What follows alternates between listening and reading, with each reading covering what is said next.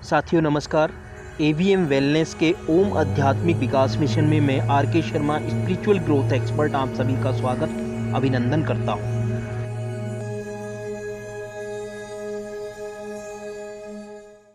शिव क्या है? शिव एक शक्ति है। इस ब्रह्मांड की एक ऐसी शक्ति जिसका बखान करना मुश्किल ही नहीं नामुमकिन है।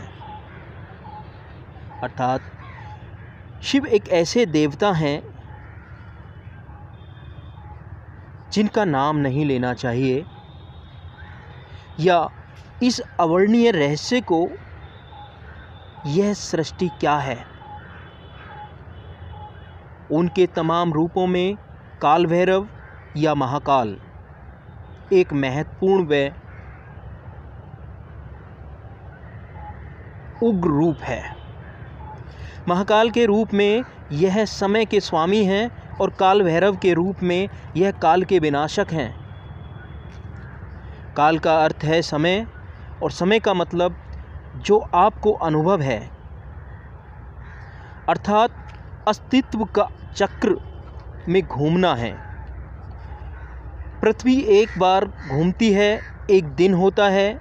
चंद्रमा पृथ्वी का चक्र लगाता है, एक महीना कहते हैं, और पृथ्वी सूर्य का चक्र लगाती है, एक साल कहा जाता है।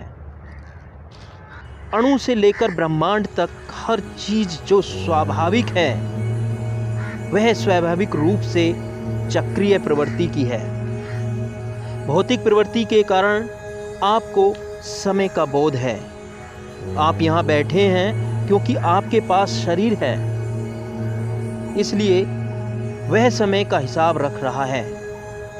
जब आप जीवन की चक्रीय गति से मुक्त हो जाते हैं, तब हम कहते हैं आप जीवन से मुक्त हो जाते हैं। तब हम यह कहते हैं कि आपने जीवन की चक्रीय गति से मुक्ति पा ली है या मोक्ष पा लिया है।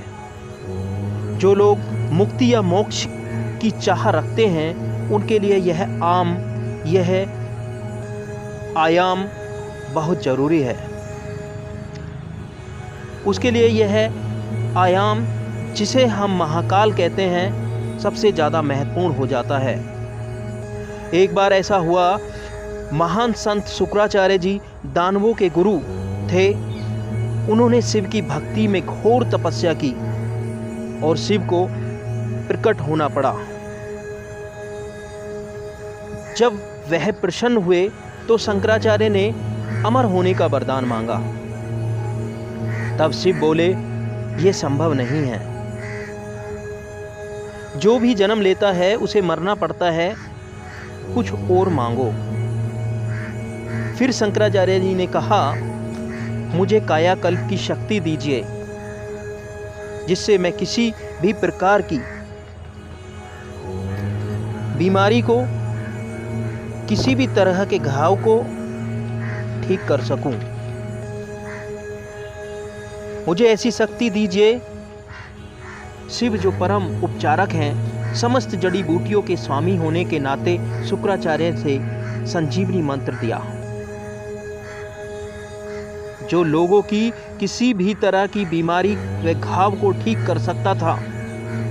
जब शुक्राचार्य जी को यह संजीवनी मंत्र मिल गया तो दानव बहुत ही निडर हो गए, और वह युद्ध के बाद युद्ध छेड़ने लगे। जो दानव युद्ध में घायल जख्मी हो जाते, उन्हें शुक्राचार्य जी संजीवनी मंत्र पढ़कर ठीक कर देते थे। तो इस वजह से दानवों की सेना एक भी आदमी खोए बिना लड़ सकती थी। इससे देवता बहुत चिंतित हो गए और उन्हें लगा कि यह बहुत अन्यायपूर्ण युद्ध है, कि हम जितना लड़ ले वह मरते ही नहीं। तब देवता ब्रह्म के पास गए और ब्रह्म से कहा। ब्रह्म ने हस्तक्षेप किया और शिव से कहा, आपने शंकराचार्य जी को इस तरह की शक्ति दी है, आपने उन्हें मारना होगा, नहीं तो दुनिया में पूर्ण तरह से असंतुलन हो जाएगा दानव देवता के खिलाफ अनुचित फायदे में हैं। फिर शिव बोले, उन्हें मारने की कोई जरूरत नहीं है, मैं उन्हें काबू में कर लूंगा। जब देवताओं व दानवों में युद्ध चल रहा था तो शंकराचार्य जी उनके घावों को ठीक कर रहे थे। तभी एक राक्षसी जिसका नाम कृतिका था, वह एक भयानक रूप में प्रकट हुई, क्योंकि वह शिव की ही गण थी। उसने शुक्राचार्य को अपनी कोख में खींच लिया और वे एक भ्रूण की तरह रहे। फिर दोनों में संतुलन कायम हो गया और न्यायपूर्ण युद्ध लड़े गए। ऐसी ही ज्ञानवर्धक वीडियो कहानी को सुनने के लिए मेरे चैनल को लाइक सब्सक्राइब करें।